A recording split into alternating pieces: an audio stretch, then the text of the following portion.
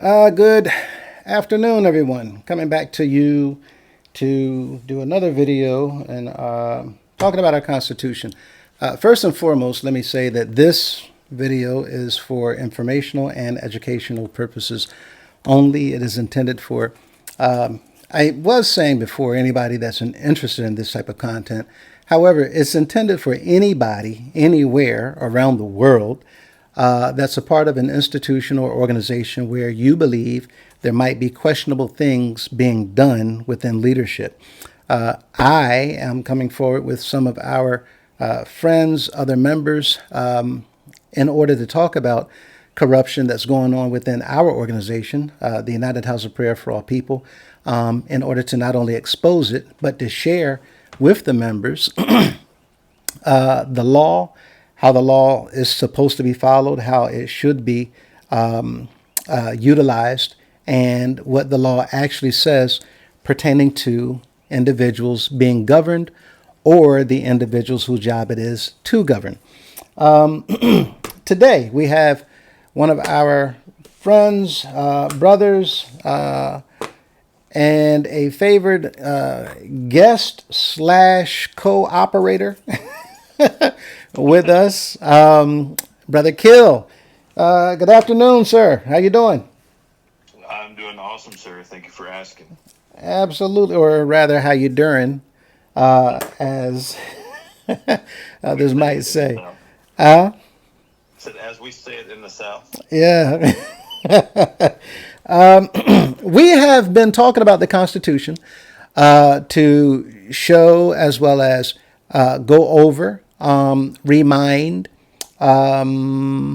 relearn, evaluate, do a deep dive, or even teach those members of the organization that may not be quite familiar with the Constitution of the United House of Prayer for All People. This is the most important document that we have, and the purpose of it is, as you can see, to govern our organization. Okay? And the purpose of it is to govern everyone in the organization, including our bishop. That said, we have gone through all the articles thus far up to Article 7. And the last section in Article 7 is Section 12. Anything you want to say, sir, before we read this? No, sir. We can dive right in. Okay. And for those of you who have not seen any of the previous videos, we're actually here and show you so that you can pause and freeze frame and follow along. Section 12. The bishop shall designate a minister of the faith to be known as senior minister, who shall act as chief executive officer and with all powers of the bishop in event that the bishop is suspended, incapacitated, or in the event a vacancy otherwise occurs, and until the bishop is restored or a new bishop is elected. Before I continue, I'm going to touch on that right there. The bishop shall designate a minister of the faith to be known as senior minister.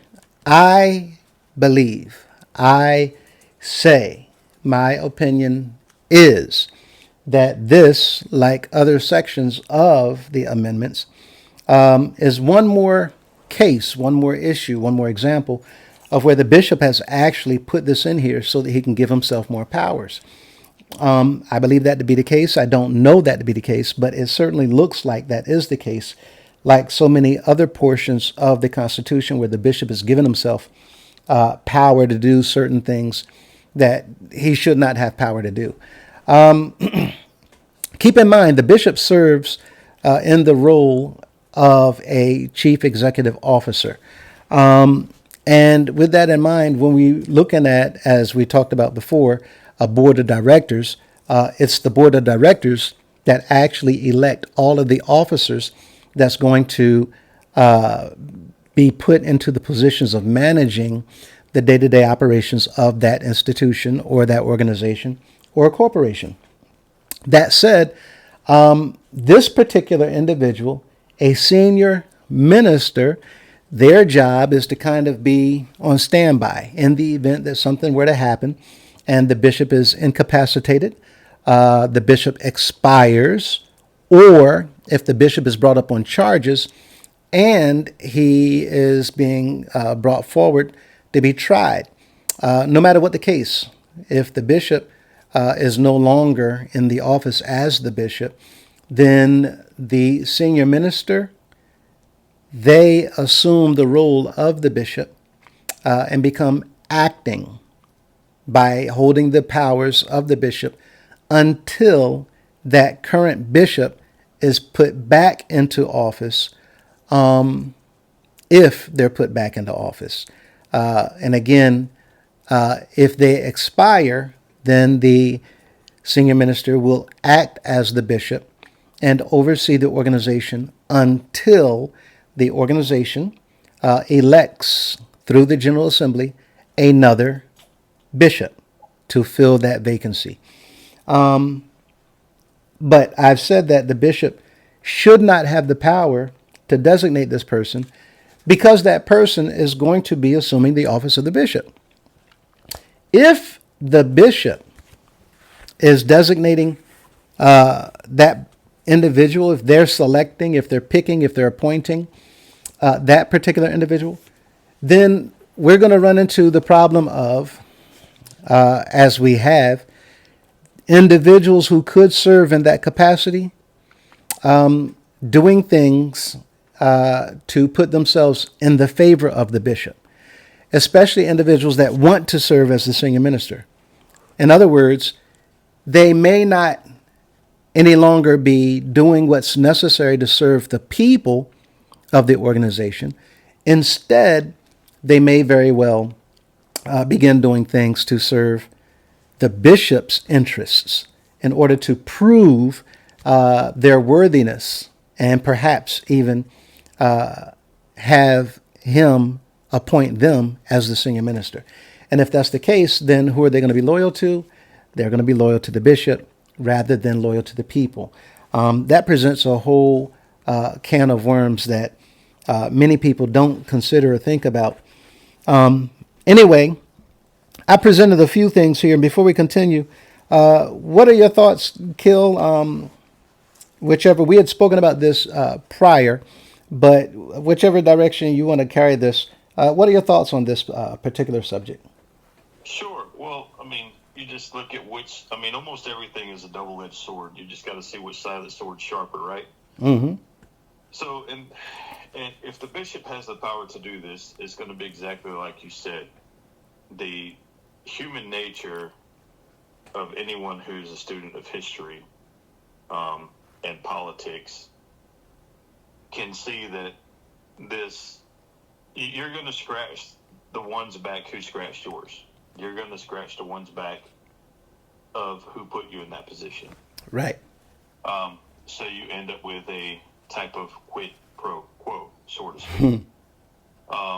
So to steer away from that, then honestly, when the General Assembly elects the bishop, they should also nominate and elect the senior minister at the same time. Very good point. If that is the case, then we will not be running into problems down the line. In the event that that were to take place, if the moment a bishop is incapacitated, then we don't need to try to find somebody who's going to kind of pick up the pieces and hold the organization together and kind of go forward. That's been the sentiment of most people. Who's going to hold the organization together? Well, that's where the General Assembly comes in. The organization is not going to fall apart in the absence of a bishop.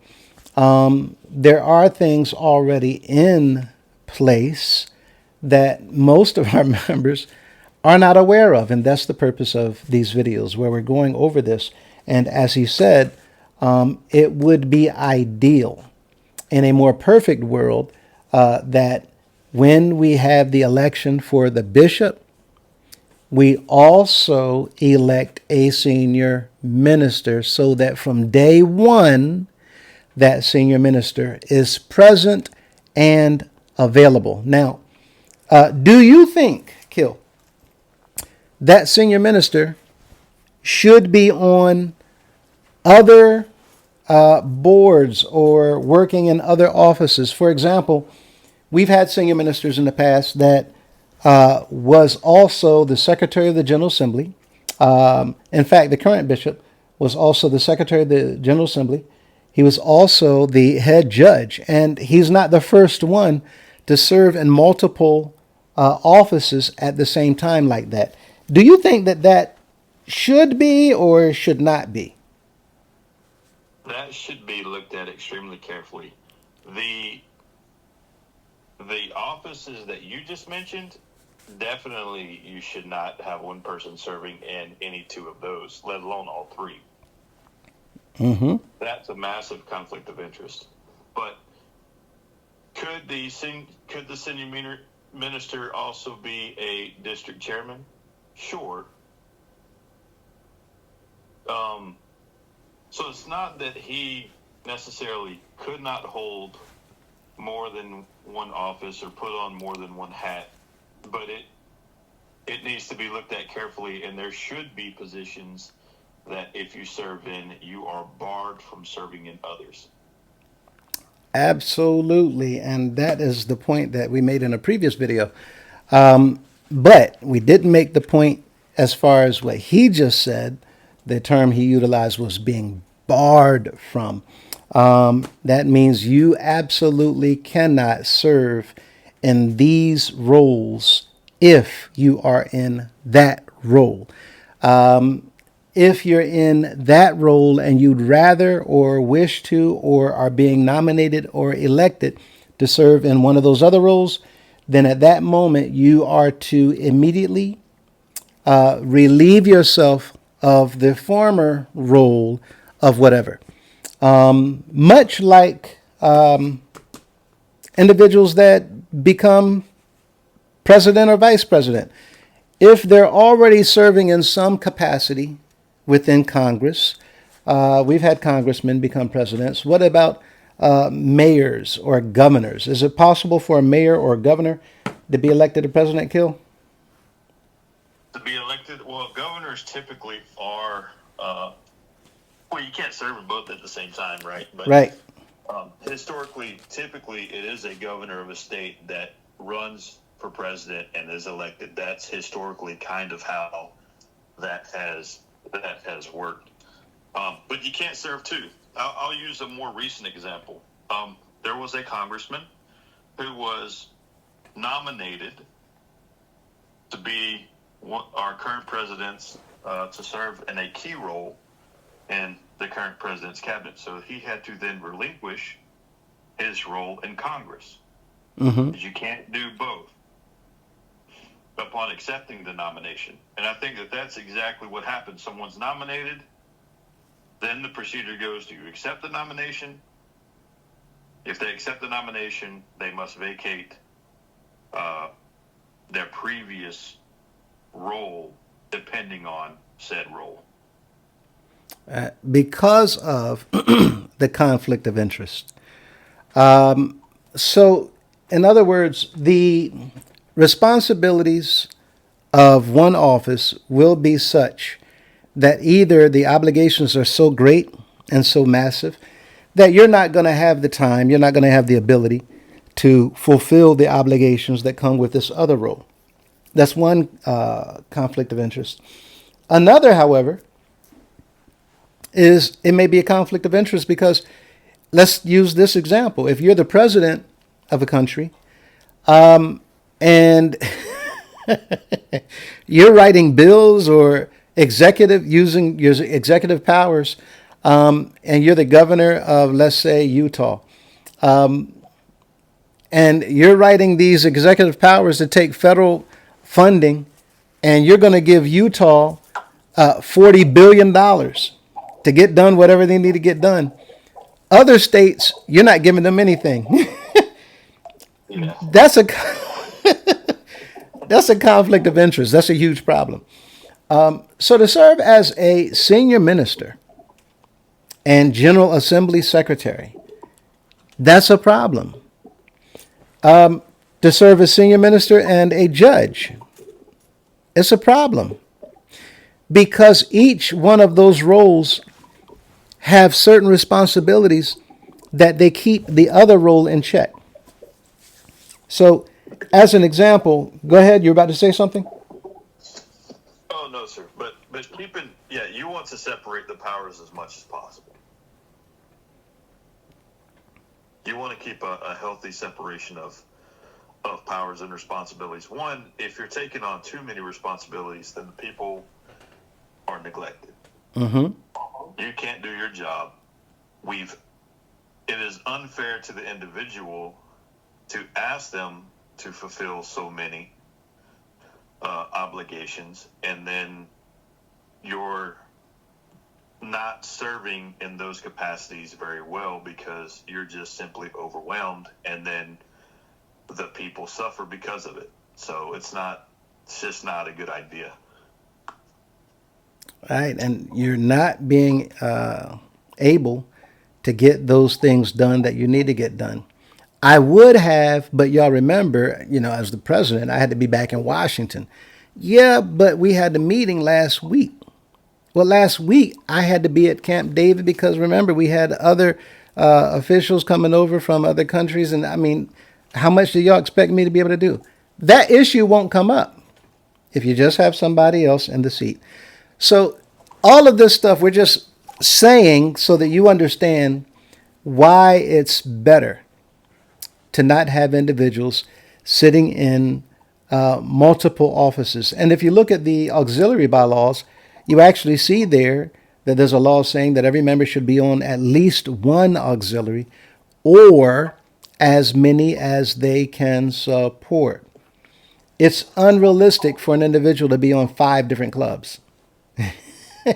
You're going to be on 5 different clubs. You have to have 5 different meetings a week, attending and paying dues for 5 different auxiliaries, 5 different uniforms for 5 different clubs, and then you're at an event, and all the clubs are performing at that event. Well, which club do you perform on? Which one do you do? Well, it's just like this too. Like, if you're a project manager, you sometimes look at things, or you have to look at things in terms of man hours. Mm-hmm. So, if something takes 100 man hours, that essentially means that it would take one person 100 hours to do.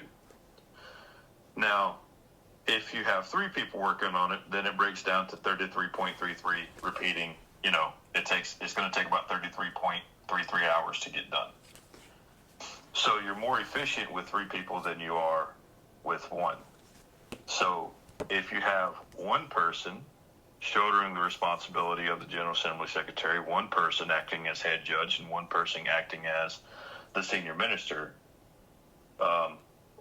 one, the House of Prayer isn't short on people, that this is an issue, so we don't have to worry about that. 2, the people are better served, and you're not asking anyone to necessarily break their neck or do more than what's within their capacity to do. Because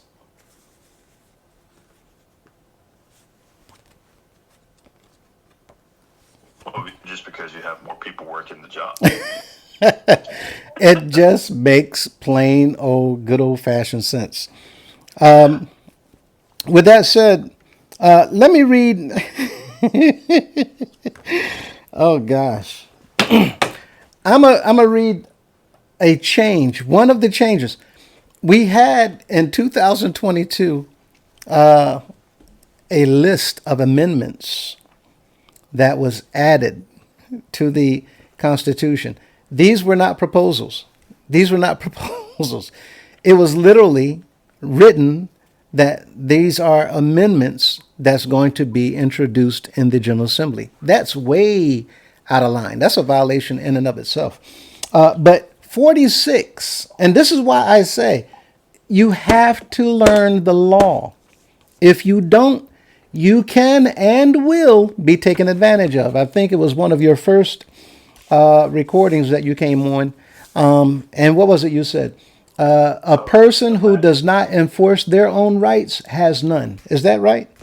Yeah, that's a maxiom of law. Maxiom is basically an unspoken truth or a truth that is absolute fact and cannot be disputed. So yeah, it's a maxiom of law. He who fails to enforce his rights has none. Now, I'm going to show you. I'm going to show you an example of what I'm talking about.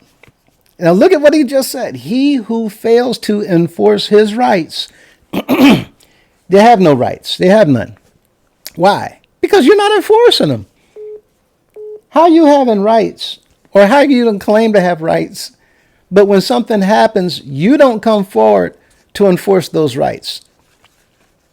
Nothing's going to happen to help you in that situation, because in order to get that help, you have to open your mouth and speak out. What were you about to say? I was just going to give an example. Uh-huh. A cop asks you you get pulled over on the side of the road, and the cop asks you to step out of your car. Now, he has the right to do that, and yes, you absolutely have to get out of your car. However, the cop has no right to go in your car. Mm-hmm. Now, if he just goes in your car and does whatever, and you do not let him know, or you consent to let him go in your car, and he finds something that he shouldn't find. Now you're going to jail. Okay? But if you do not consent and he goes in your car anyway, well, now whatever he found can't be, if you have a good attorney, will file for a motion to suppress and conceal that evidence because it was found in an illegal way. Illegal? Go ahead. So now you're not going to jail. Well, you're still going to jail, but you won't be prosecuted or found guilty of the charge which he's about to charge you with. And you'll get out a whole lot sooner. Yep. Illegal search and seizure. They cannot do whatever they feel like doing. And this is the problem, because people have been doing whatever they want to do, especially in our organization. And I'm going to show you an example of that. In 2022, I raised concern after I found out that the bishop and the General Assembly Secretary at the time, Apostle A.D. Cunningham, along with the current General Assembly Secretary today, under the current Bishop A.D. Cunningham, were on the Constitution Revision Committee. So those two individuals were there under the former Bishop, C.M. Bailey, changing the Constitution illegally. And the only Constitution Revision Committee that there is, according to the Constitution, is the General Assembly. Right. There is no such thing as a revision committee. Now, let me show you what it is that I'm talking about, the reasons why you must learn the law. Here is the 2009 Constitution, okay? And here is the 2023 Constitution, okay?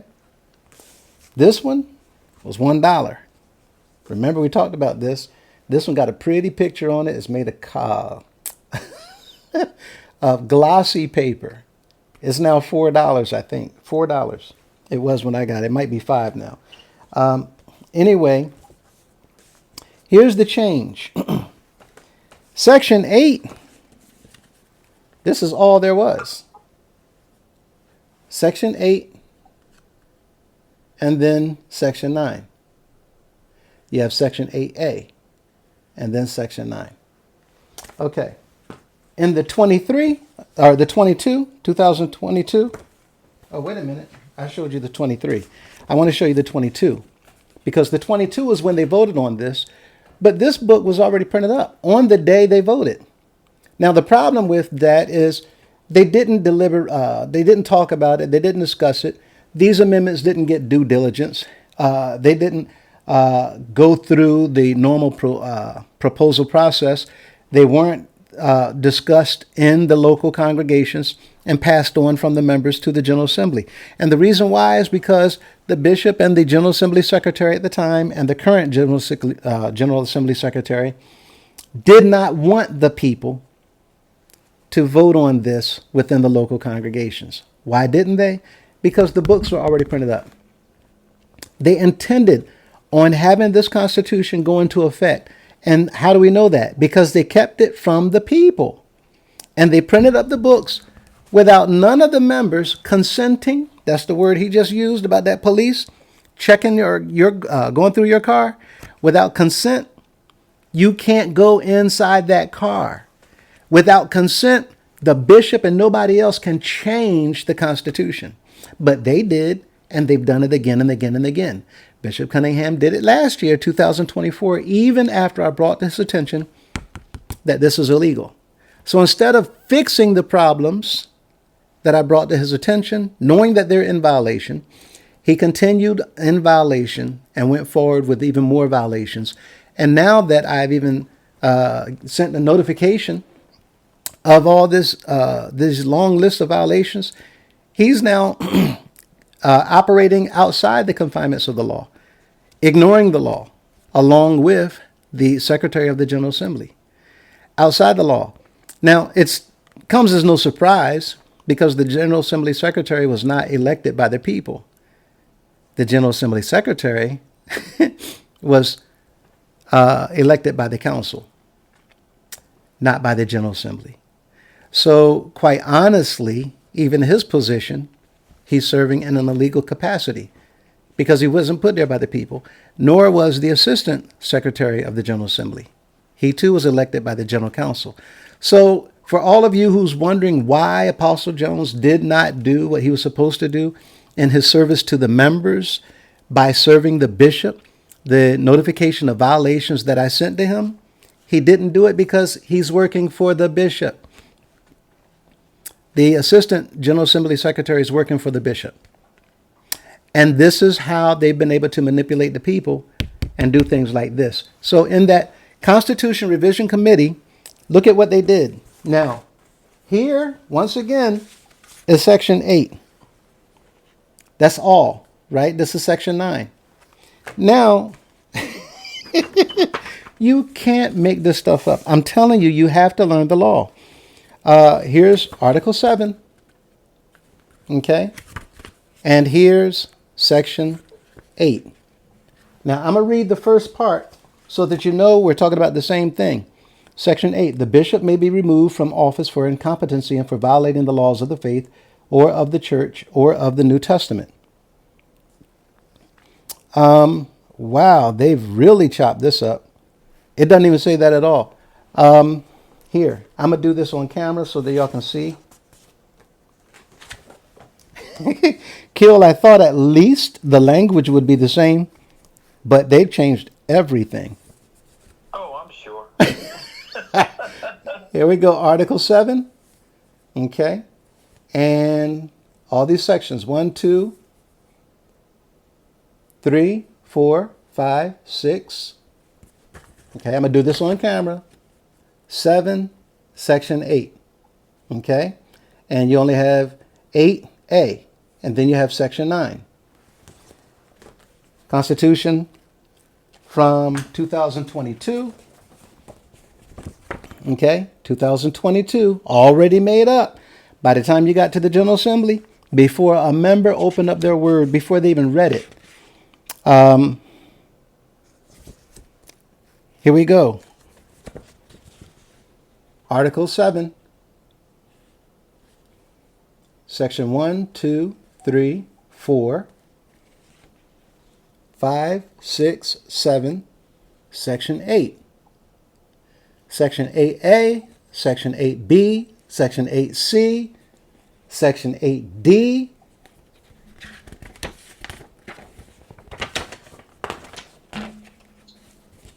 Section 8E, Section 8F, Section 8G. Now, I'm going to read, remember, the 2009 had only Section 8A, Section 8 and then 8A. This has got all these sections under it, all the way down to Section 8G. Now, here's your problem with bishops and revision committees doing anything they want to change the Constitution, of which this book is going to govern the organization. All the members of the organization are going to be governed by this. But this is the sneaky way they do things in order to change the laws, give themselves more power, and then they come up and tell the people, I get to do this, I get to do this, I got the power to do this, I got the power to do that and the other. Let me show you how. And by the way, this whole book is illegal because of these changes being made to amend the Constitution illegally without the consent of the people. But which is why I'm only going by 2009. Even then, there's some changes in 2009 that I'm challenging. However, I'm going to read 8A or 8G. It says, matter of fact,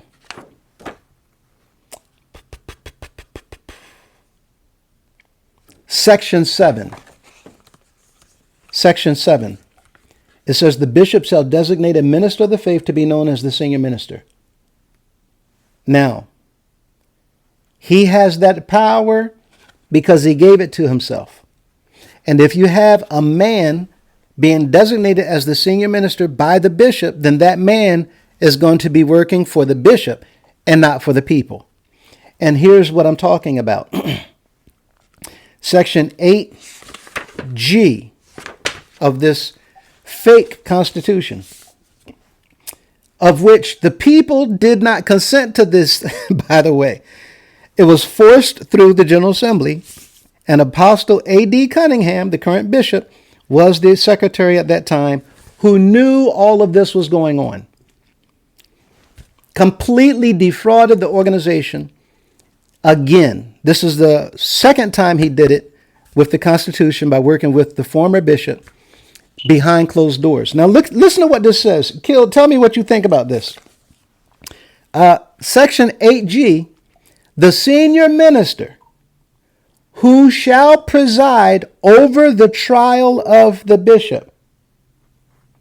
The senior minister who shall preside over the trial of the bishop shall designate a special prosecutor from among the general council to litigate the charges preferred before the General Assembly at the time the General Assembly notice is sent to the congregations.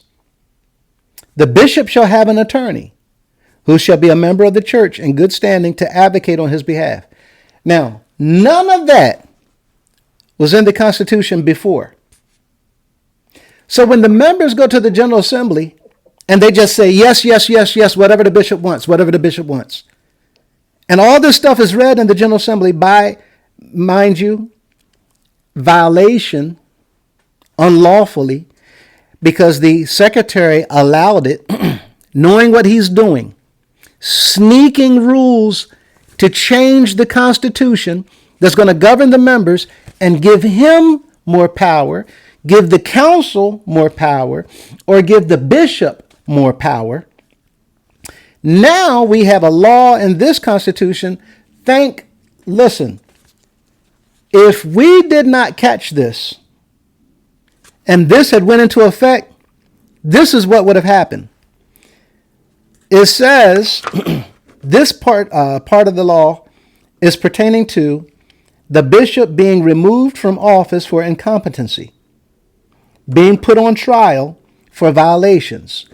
Now, if the bishop is being brought forward to be tried because he's violated and broken laws, this Constitution says that the senior minister will preside over the trial. Now, if Let me say this. I'm willing to face any charges whatsoever from anyone as long as I get to pick the terms. And my terms are I get to pick my judge, I get to pick my prosecutor, Yep. and I get to pick my defense attorney. That means I win every single time, no matter what. And you walk. This is the most despicable. I thought they could not go any lower. I thought they could not go any lower. For the bishop and the General Assembly Secretary, Apostle A.D. Cunningham, and the current General Assembly Secretary who was put there by the council to meet behind closed doors, behind the backs of the members, and put laws into the Constitution and try to trick the members into thinking that y'all the ones who voted for these laws. Y'all the ones who did it. Now, how did they try to trick them into thinking that they did it? Right here. Because the back of this says, the Constitution and bylaws of the United House of Prayer for all people of the Church on the Rock of the Apostolic Faith, as revised and approved by the General Assembly, May 27th, 2022. Signed by the Honorable C.M. Bailey. This is dishonorable. This is not honorable. Anytime bishops have done this, this is not honorable. And signed by Apostle A.D. Cunningham, General Assembly Secretary, 2022. It's sneaky. It's low. It's not honorable at all by A.D. Cunningham or C.M. Bailey, the bishop and the Secretary of the General Assembly. I'm sorry, what were you about to say? I have a question. Yes, sir. We just discussed this, right? Uh-huh. This amendment. My question to the members that come across these videos and watch these videos, how many of you sat in a house meeting where you discussed that specific revision and voted yes or no? I would like for you to leave in the comments below this video that you guys sat in a house meeting, if you did, and discussed this revision and approved it. For those who don't understand what he just said, if you remember sitting in a meeting and this was read out loud by the pastor or secretary to the entire congregation, and the congregation actually had the discussion and said, oh, no, yeah, we like that. We like that. Yeah, no, the bishop, if he violated the laws and if somebody called him out on it because he breaking laws behind our back and doing all kinds of stuff he shouldn't be doing, and somebody want to bring him forward to hold him accountable for all of his bad actions and violating the laws of the faith, yeah, he should have the senior minister who's in his back pocket, his buddy, the one that he put there, who's loyal to him, and that senior minister, look at what it says. He's going to preside over the trial Make them the judge of the bishop. Now, he's kind of somewhat the judge, but everything that's being done in the General Assembly is to be voted on by the members, right? So he presides over it like the secretary presides over the General Assembly. Now, my question is, why did he not say the General Assembly secretary shall preside over the trial? Because that would be accurate. The General Assembly secretary is supposed to preside over the General Assembly. And the trial is supposed to be held where? In the General Assembly. So why did they jack up the law and say, no, we're not going to let the General Assembly secretary preside over that trial. We're going to insert for the senior minister to preside over that trial. Sure, I'll tell you why. Why? Who's the senior minister right now? Bingo. Nobody. If I don't ever appoint one, then no trial can ever be had by that law because we don't have anyone to preside over it. I think at the time, because this was May 27, 2022, and the senior minister was Apostle Cunningham. I think at the time when they agreed to this, if the bishop had passed these amendments and they went into action, and anybody came forward to hold him accountable for violating the laws, I think he was hoping that Apostle A.D. Cunningham, the senior minister, would have been the one to preside over that trial. Now, how would that trial have gone since we've seen Apostle A.D. Cunningham do everything he could to let Bishop Bailey do whatever he felt like doing, all kinds of violations of the law. He allowed him to come into the General Assembly and completely take over and do whatever he felt like. People were disrespected. People were not allowed to speak. People were not allowed to come forward. No business was even allowed to be talked about or discussed. Bishop Bailey was given the green light by Apostle Cunningham as the Secretary of the General Assembly to do whatever he felt like, good, bad, or indifferent. And that's why he wanted him to be the one to preside over the trial if he was brought forward for violations. And listen to this. The next part of Section 8G, there, y'all look at it. Freeze frame. Make sure that you can read it for yourself. Okay. Now, the next part says, the senior minister shall designate a special prosecutor from among the general council to litigate the charges preferred before the General Assembly. Not to let somebody come forward to charge the bishop, not to let somebody come forward to have litigation against the bishop, but to let somebody from the general council, these men who... Now remind everyone really quickly what the purpose, according to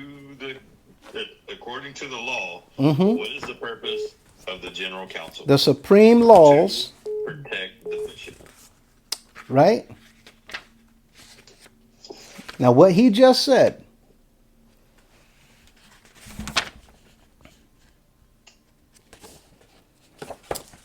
Article 1, Section A. It says, the General Council of the United House of Prayer for all people of the Church on the Rock of the Apostolic Faith is set forth to protect the work of this organization and its leader, the bishop. So what we're looking at was a coercive effort by men in leadership positions of this organization and using a judge and a lawyer, because Mickey Bailey was there, to try to make it look legitimate before the organization, which is further incriminating because that shows intent. You intended to defraud the organization. This was done to try to get the council on board with protecting the bishop by acting like you're going to hold a legitimate and a fair trial to hold him accountable to the violations that he has committed in breaking the laws of the organization. And you're using the senior minister to preside. So opposing counsel would not have been a member of the organization coming forward to charge the bishop, to litigate against the bishop. No, it says the special prosecutor is going to be from among the general council. We all know that that man, whoever it is on the council, is not going to try to bring forth charges against the bishop to nail him and show he's guilty. They're not going to try to bring forth charges to prove that he's done anything to go against the laws and the rules of the organization.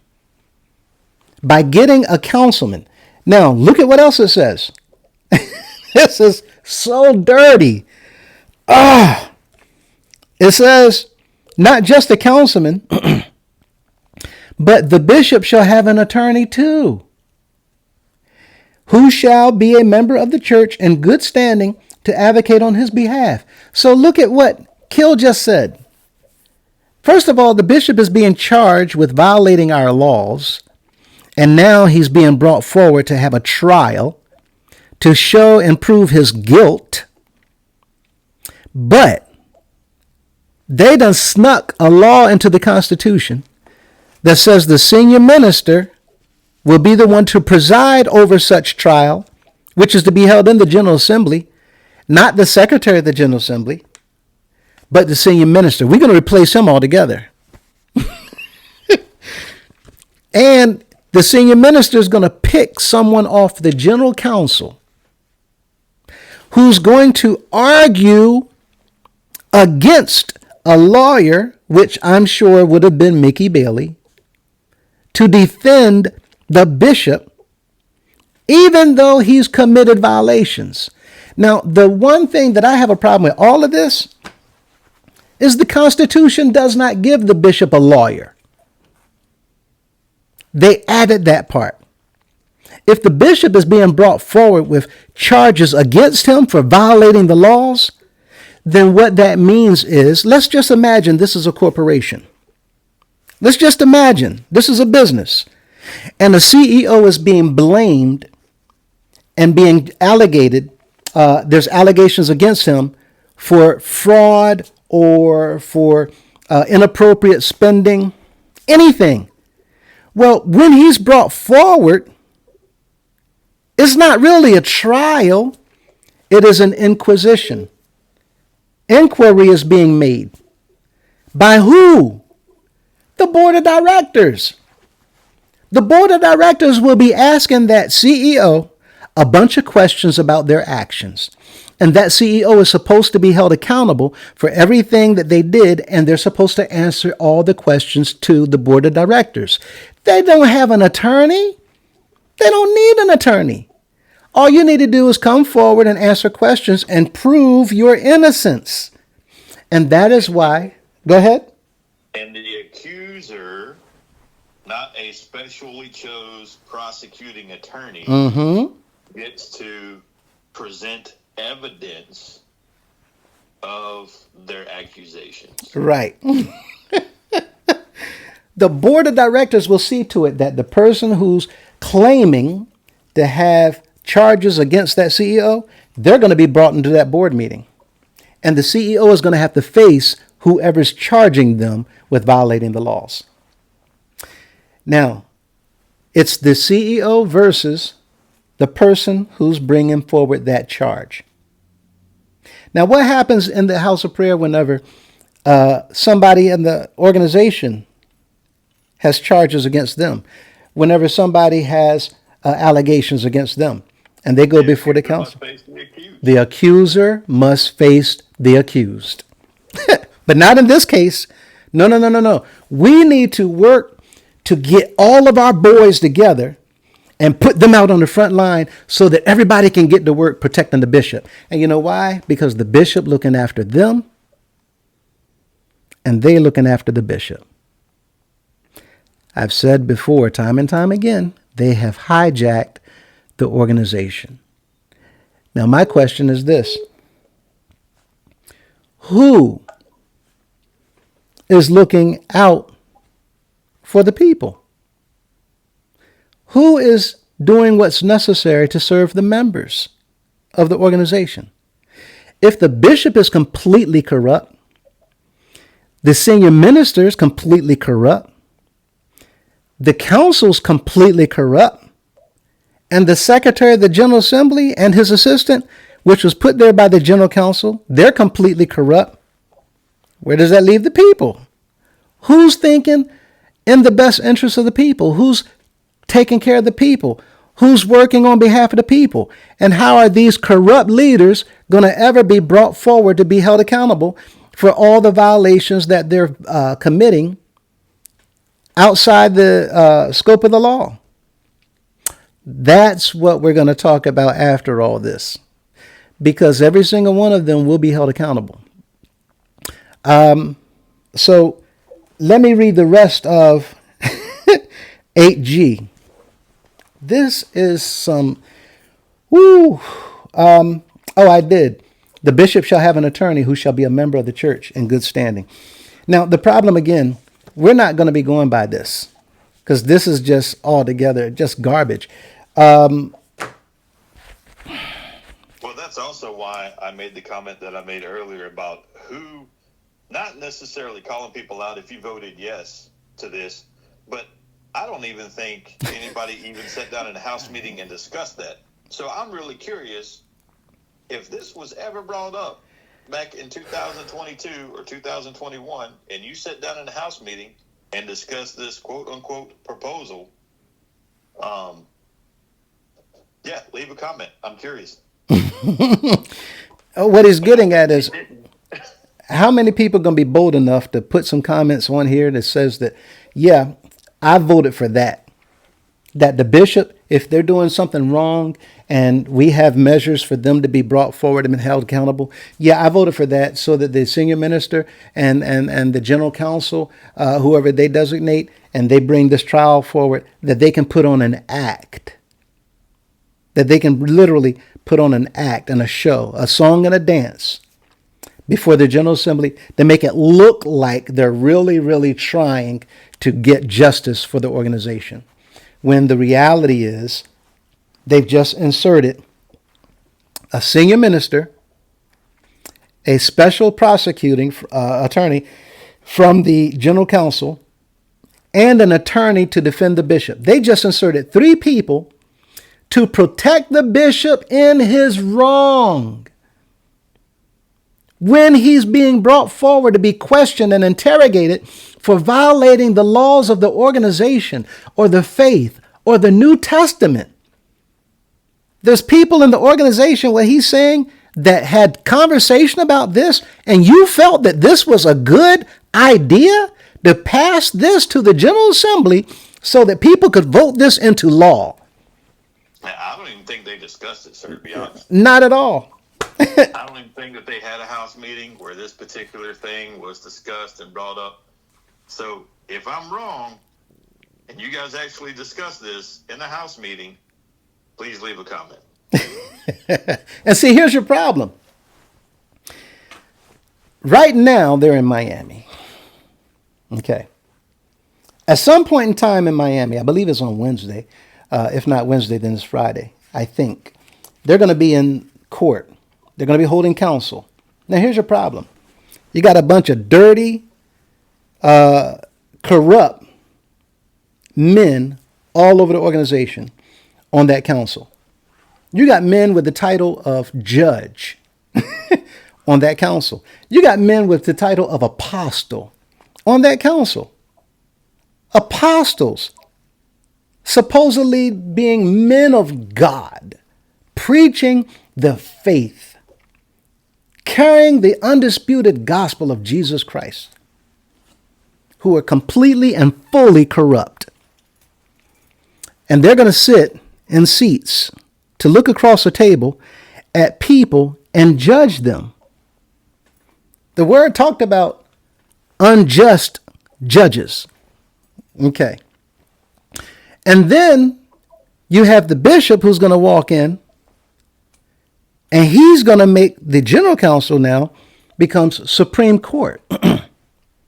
And you can't address him without saying, Your Honor, Supreme. Now, I have a very big problem because the judges on the council, they're not honorable men at all. At all. And now we know that the bishop himself is not an honorable man at all. Now, are these insults? No. It's truth. It's factual. These men have conspired and worked together to defraud the entire organization. And as long as the bishop is scratching the backs of the councilmen, who also came into the General Assembly and hijacked it by sitting up front, by holding a general council's audience before the members of the General Assembly and taking obligations and responsibilities as well as authorities that they do not have in the General Assembly, and conducting themselves by maneuvering and doing things that is out of order to elect or nominate and then elect positions that carry authority over the General Assembly, just so that those persons can work in cahoots with the General Council and help protect the bishop of the organization in all of his unlawful acts and deeds. And the members of the organization, we're supposed to just sit back and just take it and do whatever is told to us. Why? Because he's supposed to be God's voice on earth, the holy anointed manservant in the land today. Unlawful, disorderly, unruly, walking outside the confinements of the law, not caring about the law, not caring about the members of the organization of which he's supposed to serve as the bishop, not looking out for truth and justice. I'm going to do everything I can in my power, because Apostle A.D. Cunningham, even though he was not the bishop back then, he was the General Assembly Secretary. He was also the senior minister, and he was the head judge on council. And the one thought he had in the back of his mind is that after Bishop Bailey is no longer here, I'm sitting in that seat. And whatever laws that I take a part of right now to put into the Constitution, I'm going to have that power. And this is why he talked about he's a king and he's a God. And no matter what anybody says or do, you can't get rid of him. This right here was plotted and planned. And what I'm telling everyone is this is not going to float. So that's why you need to know and understand the law so that they cannot do things like this. They're taking and taking and taking and taking. And they expect the members to just do whatever they say and bow down while believing that that's God's voice on earth.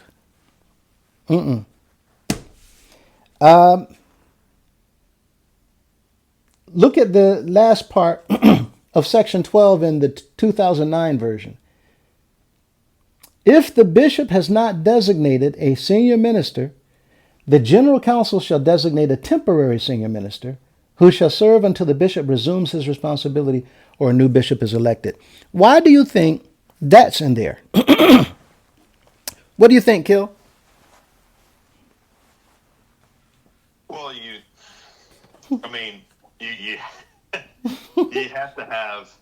have to have somebody that can stand in the stead, right? But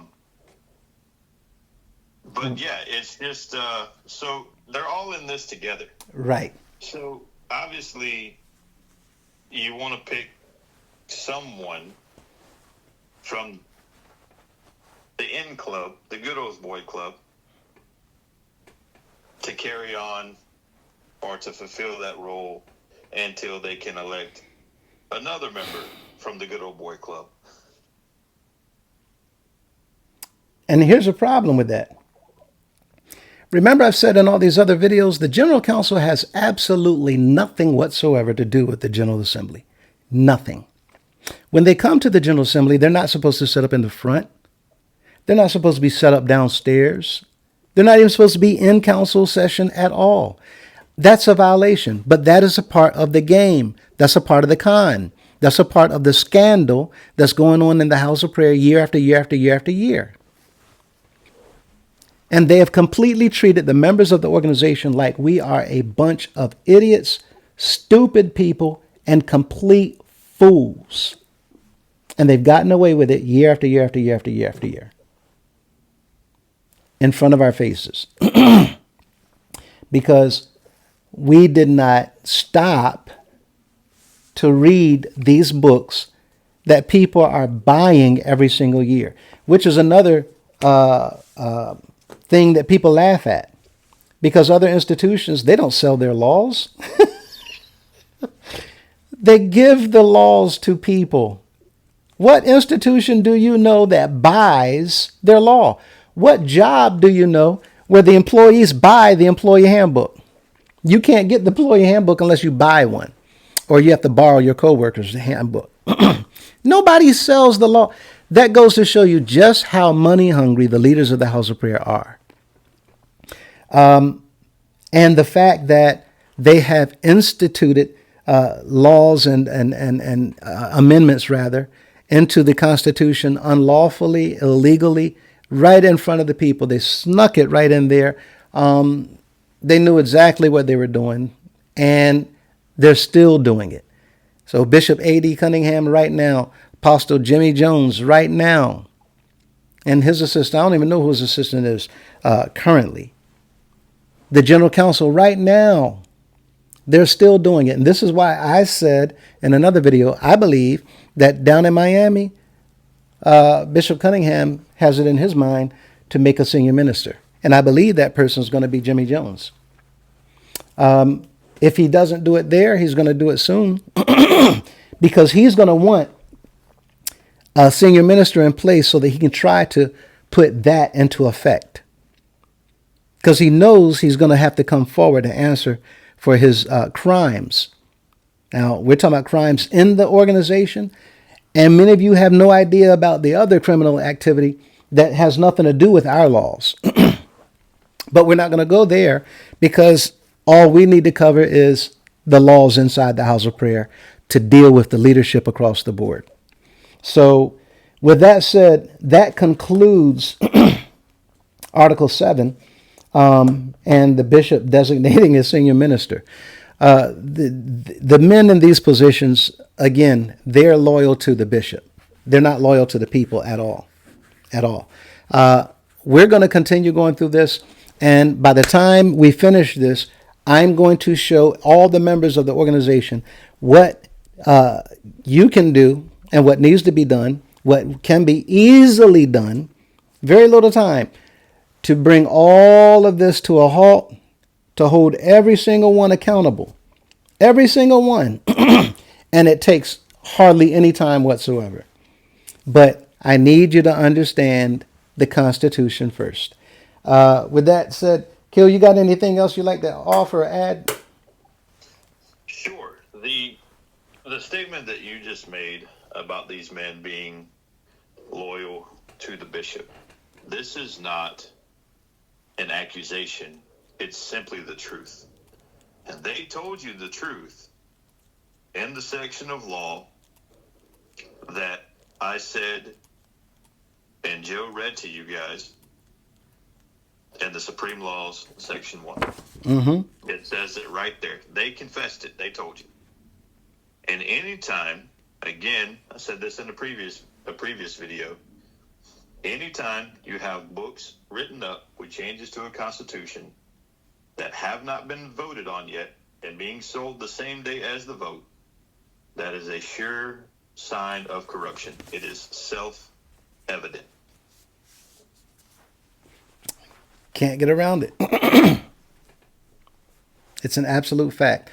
And that's why I was talking about counsel coming up. Because how in the world can you sit there knowing that there's members of the house of prayer sitting out there in that audience, looking, observing, watching, but you want people to call you your honor? Any of the judges on council, and the bishop wanting people to say your honor supreme. And if they don't say your honor supreme, the law says that that person will be held in contempt. And you will fine that person to take more money. But they are to call you something that you are absolutely not. And it even makes it more disgusting and more obvious. Because now you're sitting in a seat of judgment to judge others when you're not worthy to be judging anybody. You all have yet to be judged, while now the entire organization sees your guilt. They see that you're collaborating with one another. They see your collusion. And now they see your obstruction of justice. Now they see another criminal act being done called evasion of justice. Whenever you don't come forward knowing that you've been caught doing wrong, you're now doing everything you can to evade justice. Whenever you set things up and put things in place to block justice being carried out, you're obstructing justice. Whenever you're using people to hide behind or try to maneuver, now you're working in collusion. So all of these are unlawful acts that the law of the land has very severe consequences for. And the more you do what you can to obstruct and evade justice, the digger the hole that you're digging for yourself. We need people who's going to stand for what's right and do what's right and teach what is right. And we need the members of the organization to also understand that it's time to also speak out against wrongdoing. This is now in your face, in the face of every member of the organization. It's an insult to continue to treat these men as if they are holy, upright, sanctified, righteous men of God. They are not. And it is okay to call a man out with what he's doing. This is why we talked about Ephesians 5 and 11. So with that said, it's now a little over an hour. I want to stop to thank Kill for your time. And I may be coming back so that we can continue in the Constitution. There's a couple of other things I would like to talk about as well and bring to your attention, especially coming up later on this week in Miami. For those few people who still are planning to go to Miami, there's not a lot of, I'm told, there's not a lot of people that's participating. For those few who's going to be going down there, they've been amping up this youth festival, come out and have fun. Basketball tournament. They're talking about some type of talent show. I mean, this is the weirdest thing I've ever seen in the House of Prayer, where you're literally advertising for the young people to come out and partake in a festival. I'm sure it'd probably be in a park, but free food and free entry. However, it's been said in a meeting that the food is only free if you serve in some capacity, working in the kitchen, helping to serve the food, helping to man tables. Some way, somehow, you need to be of service. You need to let them know at headquarters how you can help and assist that day in order to get free food. Now, the problem with that is I don't want to pay $600 to go to Miami so I can have a meal. That's not free at all. By the time you're done, the question is, what have you gotten? We're supposed to be going for services. Everything's supposed to be talked about pertaining to holiness. Convocation is about spiritualizing people, edifying individuals so that they can get closer and closer and closer to our Heavenly Father and His begotten Son. You don't see any advertisements about people living right and living holy or going out in the daytime while they're coming to Miami so that they can help missionary. You don't hear anything about individuals going out so that they can help witness to people outside. Miami is a city full of all kinds of heaven knows what. And you're advertising, talking about going to have fun. Listen, for those who do go, you may want to consider, or those who are still planning to go, you may want to consider making that phone call and just canceling. I don't know, again, what the whole push for the young people not the adults, but the young people, young people, young people. And the last thing on that notice was, after the festivities, everybody be prepared to get into that love march. Again, more money. We want all the people to get in that love march so you can give more of your money to the bishop. All this money going to the bishop is not giving anybody a seat in heaven. All this money going to the bishop is just making the bishop wealthy, while he's giving you a bunch of empty promises, telling you that the Lord is going to bless you. And most of the so-called sermons that he's given has nothing to do with the scripture. He's reading scripture, but he's twisting the scripture. I think last night he was talking about the lights that had went out on Friday night. And then either Friday night or Saturday. But one of the sermons, I think Saturday, I was thinking before I got up, and even though the lights went out, the question is, have your light went out? Let your light shine. The problem with all that is there's a lot of people who's not living right.